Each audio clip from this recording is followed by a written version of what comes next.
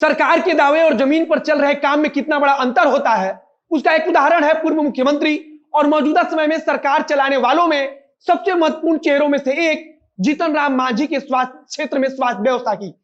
पूर्व मुख्यमंत्री जीतन राम मांझी की पार्टी मौजूदा समय में सरकार के अंदर एक महत्वपूर्ण भूमिका निभा रही है, तो उनके बेटे खुद नीतीश कुमार की सरकार में मंत्री पद पर बैठे हैं और हर समय जीतन राम मांझी किसी ना किसी बात को लेकर सरकार पर सवाल उठाते रहे हैं। लेकिन शायद ही आपने सुना होगा कि जीतन राम मांझी सरकार पर इस बात के लिए सवाल उठा रहे हैं कि उनके अपने क्षेत्र की स्वास्थ्य व्यवस्था एकदम लचर है, एकदम चौपट हो चुकी है और सरकार उसे ठीक क्यों नहीं कराती या फिर ठीक कराने में उनकी मदद क्यों नहीं करती। वैक्सीन के सर्टिफिकेट पर प्रधानमंत्री मोदी का फोटो है, इसको लेकर सवाल पूछने वाले जीतन राम मांझी शायद ही कभी यह सवाल पूछ पाए कि उनके क्षेत्र में बनाए गए स्वास्थ्य केंद्रों पर गाय क्यों बांधी जा रही है और इसका जिम्मेदार कौन है। अगर बड़े नेताओं के क्षेत्र में स्वास्थ्य की ऐसी हालत है तो बाकी क्षेत्रों की हालत कितनी खराब होगी, इसका अंदाजा आप भली भांति लगा सकते हैं। अब आगे बढ़ने से पहले मेरा परिचय। नमस्कार, मेरा नाम है मोहित कुमार सिंह और आप देख रहे हैं जनता जंक्शन। आप ऐसे समझिए कि सरकार की तरफ से किसी स्वास्थ्य केंद्र के भवन का निर्माण कराया गया, लेकिन वहां डॉक्टरों की तैनाती नहीं हो सकी, या फिर डॉक्टरों की तैनाती हुई तो महीने में 1 दिन के लिए या फिर 2 दिन के लिए, और ऐसा करते करते एक दिन वो स्वास्थ्य केंद्र बंद हो गया।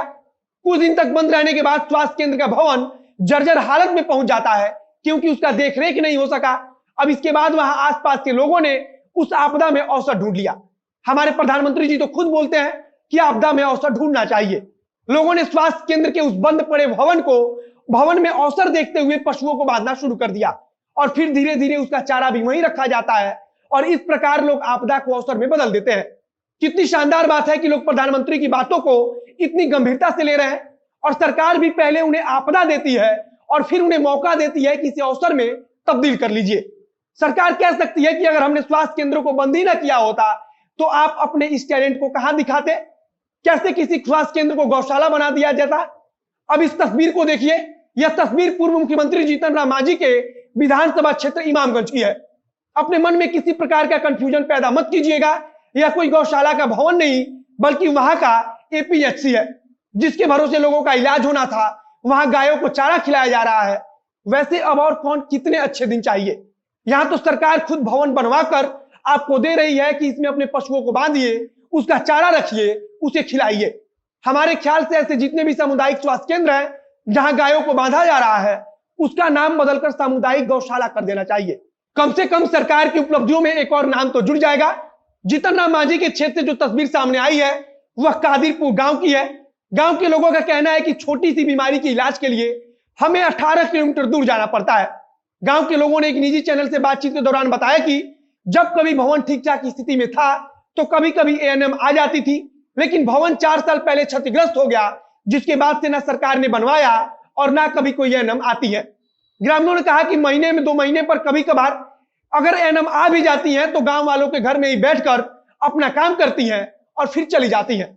अब जीतन राम मांझी के क्षेत्र इमामगंज के छकरबंधा पंचायत में एपीएचसी बनकर तैयार हो गया, लेकिन केवल भवन बन जाने से इलाज तो होगा नहीं। 20 साल के बाद भी वहां किसी की नियुक्ति नहीं हो सकी। अब इसके जिम्मेदार कौन लोग हैं यह ना सरकार को पता है और ना हमें पता है। वैसे भी सरकारी आंकड़ों में तो सब कुछ एकदम चकाचक चल रहा है। क्षेत्र के लोगों ने बताया कि कई बार विभाग को पत्र लिखा जा चुका है। इसके अलावा इस बार जब कोरोना महामारी कहर बनकर टूटा तब भी कई बार पत्र लिखा गया, लेकिन विभाग की तरफ से उस पर कोई कार्रवाई नहीं की गई। वैसे बिहार के हर जिले की ऐसी तस्वीर है जहां सामुदायिक स्वास्थ्य केंद्रों में लोग गाय और भैंसों को बांध रहे हैं।